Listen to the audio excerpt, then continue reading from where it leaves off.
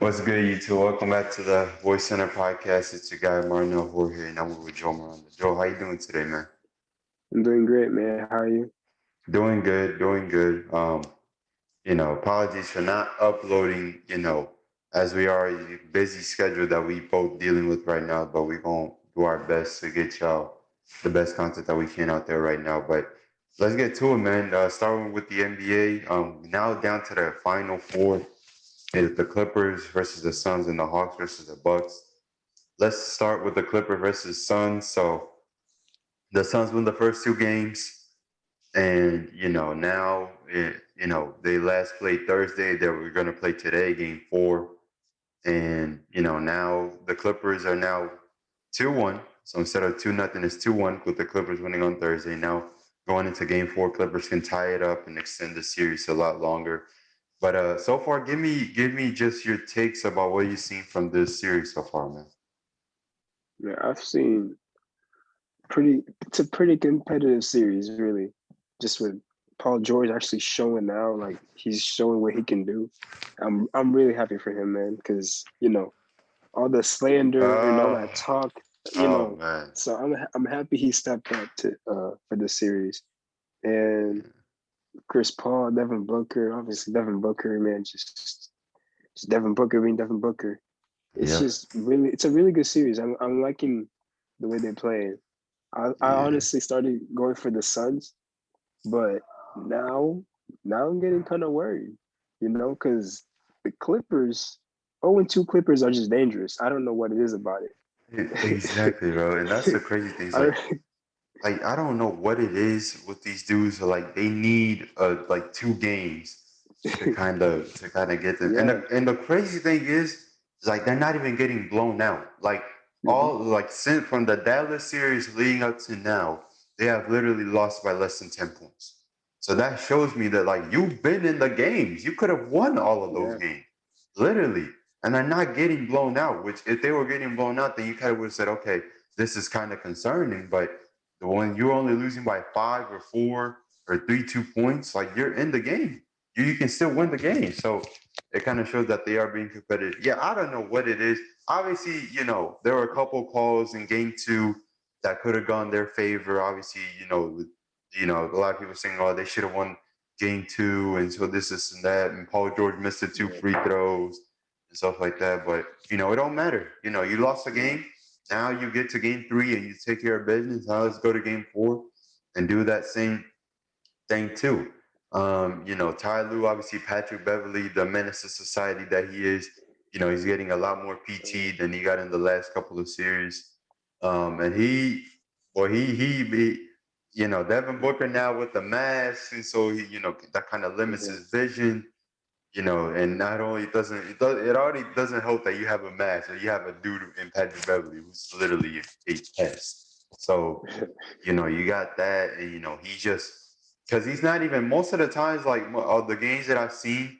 No, I've really seen all the games, but like the games that I've seen, Patrick Beverly don't even worry about looking at the ball. He's just worried about Devin Booker. His vision Yep. is just clear on I'm trying to defend this dude the best way that I can, and he has done a very good job with that.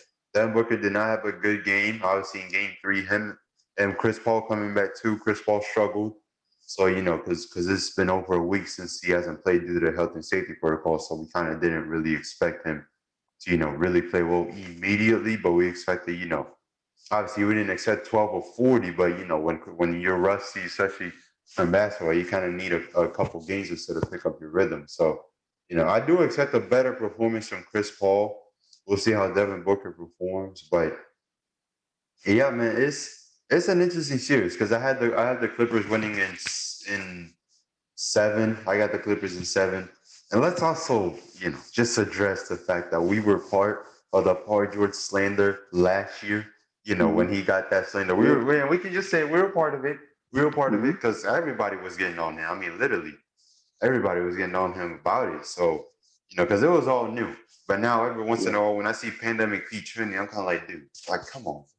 Like now, y'all just and whatever this man does that is because he missed because he was going in transition. He got a steal and he was going in transition and he missed the layup. And I was kind of like, oh, pandemic P probably trending right now. I didn't look, That's kind of like that's probably what they're pandemic P. You're missing layups and stuff like that's kind of like nah, man, you're reaching. You're reaching. The pandemic P stuff is old. Like because last year it was funny in a way because it was all new. It was all new, and we just didn't get on Paul George. We got on everyone else on that team too. Because Paul George wasn't the only one that was uh that was blamed for it.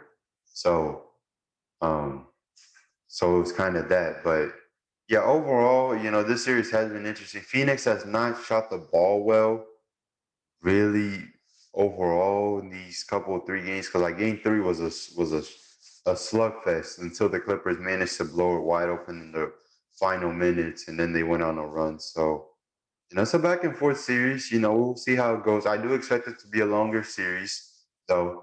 You know, Paul George continuing to carry the load. Reggie Jackson just man. This whole month Yeah. of June has been great for Reggie Jackson. Bobby Schmurder. But this month has been just great for Reggie Jackson. Terrence Mann, overall getting a lot more opportunities now, especially after Game 6 that he had against Utah. Is just we don't need to get on about that, but it kind of shows that other guys are picking up the slack, and defensively, offensively too.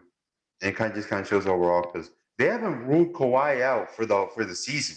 They just keep ruling him out game to game. So we're just kind of waiting. We're assuming that he's out because once you hear ACL, it's kind of like, oh, you're done. Get ready for next year. So I don't assume Kawhi's gonna come back in this series anytime soon, especially with knee injuries. Like you don't want to play with that stuff. So I don't think he's gonna come back. But Cameron Payne, it's not being really talked about. Cameron Payne got a ankle.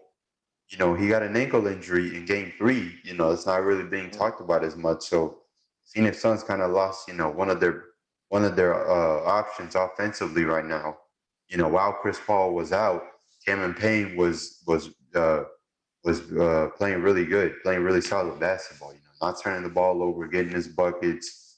He was playing really well. So we'll see what happens, man. I mean, it's gonna be still a long series. We'll see what the Suns do. Monty Williams obviously is gonna adjust. If we know one thing about both of these coaches, that they're gonna adjust. They're both gonna adjust. Ty Lue's been adjusting ever since the Dallas series. Monty Williams is gonna adjust. So it's a game of adjustments overall, and then whoever gets the upper hand wins. So we'll see. We'll see what happens with that. That being said, who do you have winning in this series? Because now before you go, I just want to clarify that you said Jazz. You said the Clippers were not going to win another game against the Yeah. Jazz. So and that kind of did not age well at all. So I just want to make sure, man. Be Yeah. careful. Be Man. careful. Got the Clips in 7, and I've had them before this series. So I learned my lesson because I low-key had Utah beating them. So when they went or when they did what they did, they kind of brought me to their side. So who do you have? Yeah, I might just go with the Clippers too, man, because they're looking dangerous. And if Chris Paul and Devin Booker like don't step it up, then it's gonna be Clippers all day. Yeah, because they normally feed off each other. Like Yeah. if Devin Booker has it going, then Chris Paul is gonna come on. Chris Paul has it going, then So do I think they're gonna shoot 12 for 40 combined again? No, I don't think they're gonna shoot that bad, especially knowing how efficient they both are. Devin Booker's 3-point percentage isn't great, but he's still a threat out there. When you see him out there play, but yeah, yeah. Devin Booker's percentage is down, but you still respect him. I still have respect Hmm. around the 3-point line, but yeah, it's just overall. I mean, the Clippers just I don't know why it takes them because they're still in. Because like even the games that they lose, like they're still in it.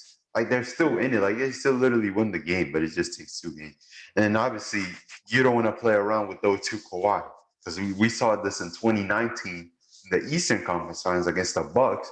The Bucks won the first 2 games, and then Nick Nurse made his adjustments, built the wall, got Kawhi's guarding him, and then they won Hmm. 4 in a row. So, that's one thing that we kind of know, I guess, about these Clippers now is they got to get down 0-2, and then they got to come back and win.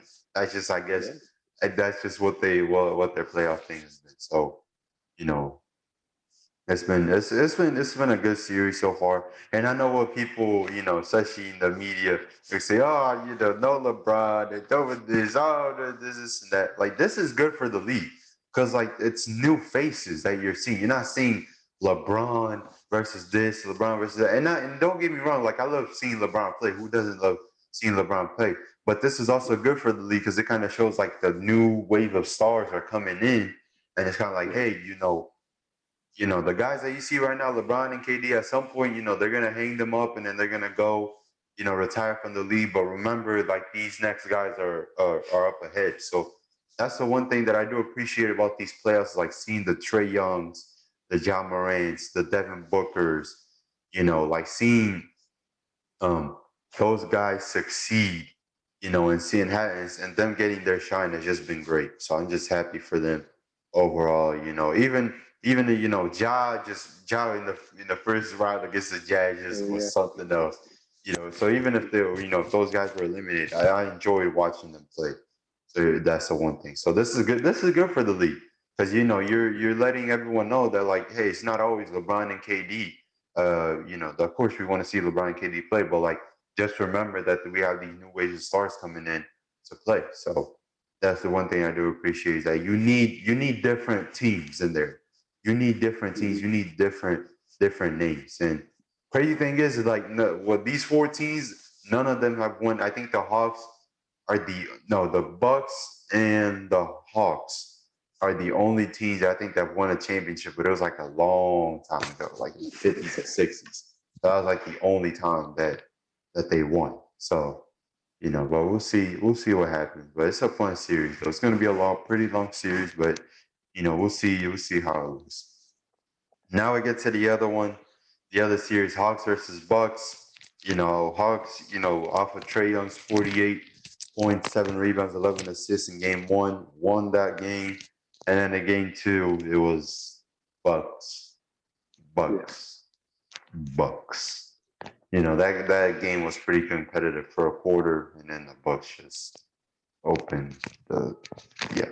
It was like there's not give me 30 seconds at least, man, of what you saw in game two. Just because give me at least 30 seconds of what you saw in game two.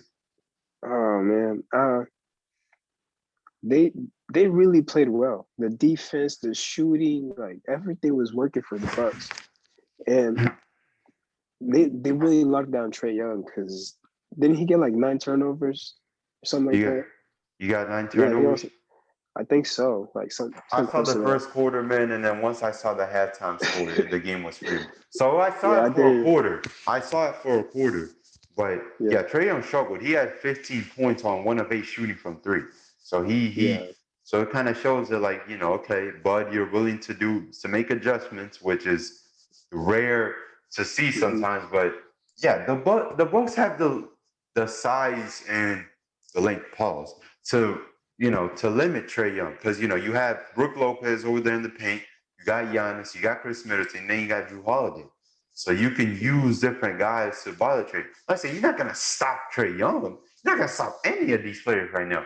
What you can do is just limit because you gotta make him do because either you gotta let him play make or you gotta let him score. You can't let him do both because that's when it can be a problem. So, the Bucks obviously making the adjustment that they have, and them having the guys defensively that they have, they should be able to bother Trey Young. And the thing is, when Trey Young, and this is kind of like been the thing for the Hawks, they don't really have a secondary guy. Just kind of Trey Young, and then John Collins can give you something. Capella can give you something. Herder can give you something. So you kind of don't really know who's gonna step up. Like in game one, it was not only was it Trey Young, but it was also Clint Capella and John Collins and Herder also hit a big shot. Like that's what they had. But in game two, Trey Young struggles, and then now you look at everyone else. Trey makes them go. If Trey is not getting it going, then they're not going to be in the game. So that's kind of your present. But no, I mean, like I said, the Bucks play like that, like they played yesterday. Then it's gonna be a pretty quick series. Yeah. Five. Probably calling it at five, but I still have them in seven just because it's the Bucks, so you never know with them what's gonna happen. But also, I think Nathan McMillan is going to make his adjustments, and who knows? Maybe we'll see even Cam Reddish. Cam Reddish played a couple minutes when the game was already out of hand. So we'll see. We'll see what it does. And obviously, I just feel bad for Bogdanovich because you could clearly see that he's just not himself. He's dealing with that knee soreness, so it's kind of tough to predict, how. And then obviously, he got in foul trouble early, so it's kind of tough to see how what they do. And then Nathan Miller has to go to Solomon Hill. Solomon Hill, every once in a while, Solomon Hill can play pretty solid defense, but offense, you don't really, rely on Solomon Hill like you would play. But we'll see what happens. It's still a cool, fun series. Obviously, Giannis led all scores with 25. So but yeah, when Giannis is just playing, that's the one thing I think really Giannis is like. Giannis can airball 4 free throws, but he's still gonna say, you know what, I'm still gonna come at you no matter what. Mm-hmm. And obviously, we clown him about him taking like 15 seconds to shoot free throws, but as long as it helps him knock it down, then it helped him in game one at the end. The Bucks got within reach and he made both of those free throws. So, just kind of whatever helps. Obviously, he's got to fix that in the offseason. You can't mess with it right now. But yeah, overall, who do you have winning in this series?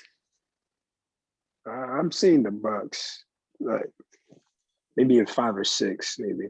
In 5 or 6. Well, you got 5 or 6. Make a pick, man. Which one? Five or I'm gonna say six? six. I probably got. I don't know.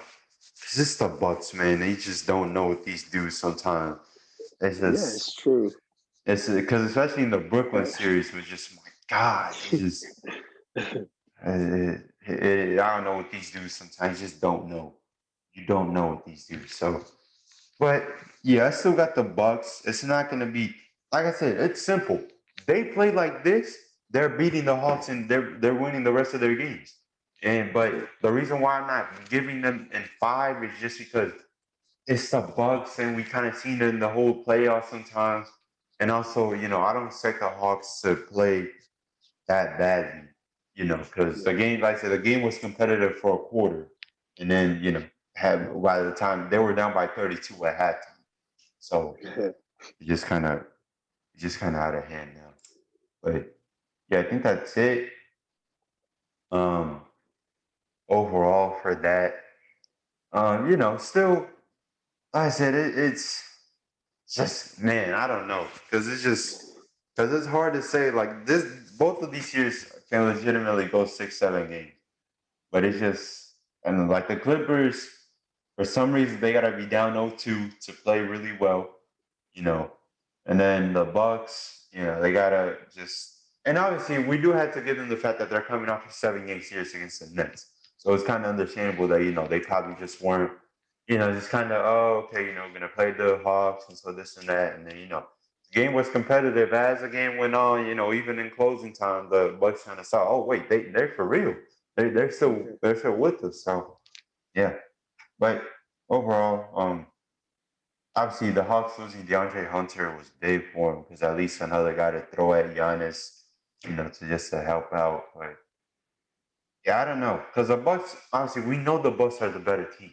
We just don't see it sometimes all the time for him, which is really the problem. So, but looking at it from the Hawks perspective, if you're an Atlanta fan, you reach this far, you're just good. Because like I said, their season was a success the moment they made the playoffs because they haven't made it since 2015 or 2016. Because I remember when Mike Budenholzer was coaching them and they had that 61 season and I they think went to it's the conference 15. finals. 2015, right? I think so. 2015, they had a 61 season and they went to the conference final but got swept by that LeBron team. I think it was 2015. I 2015, think right? so. Okay. Yeah. 20. Yeah. It was 2015. 2015. Yeah. Yeah, I got it down. So, but if you're a Hawks fan, you should be proud. You for a young team, you reached this far, Oh and yeah. so it's great to see. Obviously, Nathan Millen's gonna get an extension, of course, but it's man, it's just I'm just happy to see the Hawks reach this far. the Suns as well, seeing them reach this far. So we'll see. Yeah. We'll see what happens. But yeah, I guess overall that's it for now. Who you got tonight between the Suns and the Clippers, man? I'm gonna say the Clippers because they're for sure gonna play it out, just tie up the series. So I'm gonna go for the Clippers. Clippers. Okay. Cameron Payne. I don't even know. Is Cameron Payne gonna play? Let me see. Status because it bro sprained his ankle. So I don't. Or there was like a crazy thing. Like a bull. So I don't know if you saw the quote, but it was like an anonymous Bulls GM said this quote about Cameron Payne. They're like, yeah, or in the moment that we saw him in the building, like we knew that he couldn't play NBA basketball. Like it had something to do with that.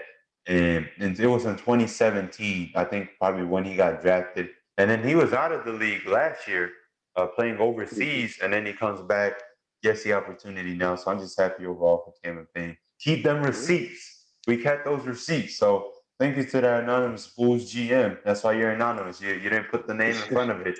So, but shout out to Cameron Payne. He's been balling overall. Even when Chris Paul was hurt, he's been playing well. So,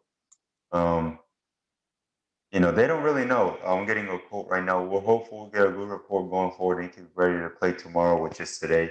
We just don't know right now.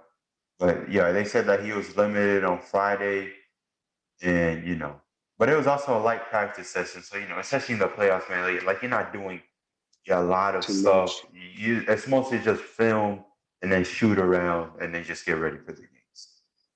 You know, they didn't make him do much, so we'll see. We'll see how he looks. We'll see if he plays in game 4. But yeah, he doesn't play. Especially for the Suns, it's a big blow. It's a big blow for him if he Mhm. doesn't play. So we'll see what happens. But yeah, I think that's it. Euro wise, I don't want to talk about the Euros. Just kind of, the real one is next year. This is all Mickey Mouse.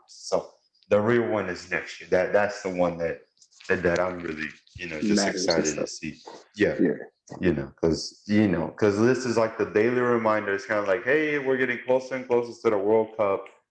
Come see, how our team is looking like right now. So, because it was supposed to be last year because of COVID, they moved it to this summer. So it's Mhm. cool. It's cool. Now let's get to the Sky. I mean, jeez. Okay, so I wouldn't say it's a beef, but Scottie Pippen had a GQ interview, and they talked about obviously about his new bourbon, his new book, his relationship with MJ, obviously Charles Barkley and KD, also as well, and then Ben Simmons. So that's what I saw. They covered about that. So it was kind of trending a little bit.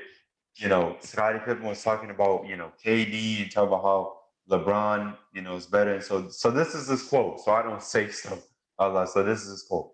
KD quote. KD, as great as his offense was, it turned out to be his worst enemy because he didn't know how to play team basketball. He kept trying to go punch or punch. Have you ever seen LeBron take a shot like that? He ain't gonna take that shot. He's gonna be smarter. LeBron would have figured out how to beat him and wouldn't have been exhausted, and he may not have taken the last shot. LeBron ain't KD, and KD ain't LeBron. And then KD responded on Twitter, here it comes. Didn't the great Scottie Pippen refuse to go in the game for the last second shot because using his feelings, his coach drew up the play for a better shooter? This guy Scott also wanted to enjoy his summer, so he chose to rehab during the season. LOL. Yo, ask Scottie Pippen. They followed Phil, not you. All right. Jeez. Just Man, Kevin Durant, man. he He's took it got the personal. he took the burner accounts, man. He just KD something else, man. And that's kind of why I love KD because like he can talk all this mess and he can back it up. Like normally Hmm. guys will talk this much and they don't back it up. KD has all the back, so KD can say whatever he wants because he's proven it. Yeah. Because he's proven it. But and then also there's this stuff about it's not really a big deal, but it was also from an ESPN journalist. She covers the Boston Celtics called named Jackie McMullen. She said that she and KD had a talk, and she said that KD's goal is to win 3 championships for the Nets, and then KD comes out, Jack, that stuff is false, and Jackie mad. So I don't know. I don't know. You know, KD just flashing at everybody. So I don't really know what's going on. But yeah, give me your reactions from this. I wouldn't say beef, but give me to this back and forth affair. I mean, I'm not really surprised with KD's response because KD. We see this like almost Exactly. every time. Yeah, So I'm not this really is normal. surprised with KD. So I don't know. To me, Yeah. it's not really that important. Like to be honest. So It honestly is. It was funny seeing it yesterday. But yeah, but the only thing that he said that I'm kind of like, yeah, you're right about that. LeBron ain't KD, and KD ain't LeBron. yeah, That's the only part that I see that's kind of like, yes, I agree with you. They're two very different players, and they're both great at what they do. So hmm that's pretty much how it is. But then he had a quote. Um, he said something on Twitter that LeBron in 2016 did not have health when he won that championship. Which, come on, Scotty. I mean, gee, he didn't watch. He didn't watch. You know, he had Kyrie or he had guys helping him. Yeah, guys helping him. Now it wasn't like now if he said LeBron didn't have any help in 2018, yes, that is true. 2018 he did not have any help. 2016 he had help. So I don't know where Scotty got that from. It's just I don't yeah, yeah. I don't know. But if this proves anything, it just proves that it's just KD's gonna clap back at you no matter what. It's just that's kind of why I love KD's team this side of him sometimes, man. It's just kind of like yeah. better, hey, you know. So, Because but this that's man will yeah, go off. yeah. He's just gonna go off on everybody. So, but yeah, overall, you know, it's just kind of that. So, yeah, I guess that's pretty much it. You know, pretty much covered base on everything. You know, did our part. Euro, Copa America is getting down to the wire now.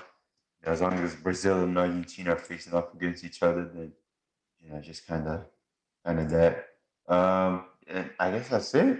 And really, nothing much to cover. And I guess Yeah, that's it for another episode. We'll give y'all. We'll see if we can upload this week, or we're still deciding on a day, because it's just it depends on how our schedule is looking throughout the week. So we'll inform you all of that. But we will be back on Saturday. React when by this time. Check. Let me see. This by this time next week. Uh, yeah, by this time next week we'll be pretty much at the finish line. You know, around July 3rd, we'll pretty much be. July 3rd is going to be the Bucks are going to face the Hawks, and it's going to be a game 6. If it goes there, I expect it to go there. So game 7 is going to be for Clippers and Suns. Is going to be the day before, so on July 2nd. So by this time we'll kind of know who's going to be in the finals and we'll have a pretty good idea of it. So I guess that's it. You got anything else? Man? no, I'm good, man. Yeah, we covered everything. You did our part, did our job. Got in and out. So, ain't really much to say about.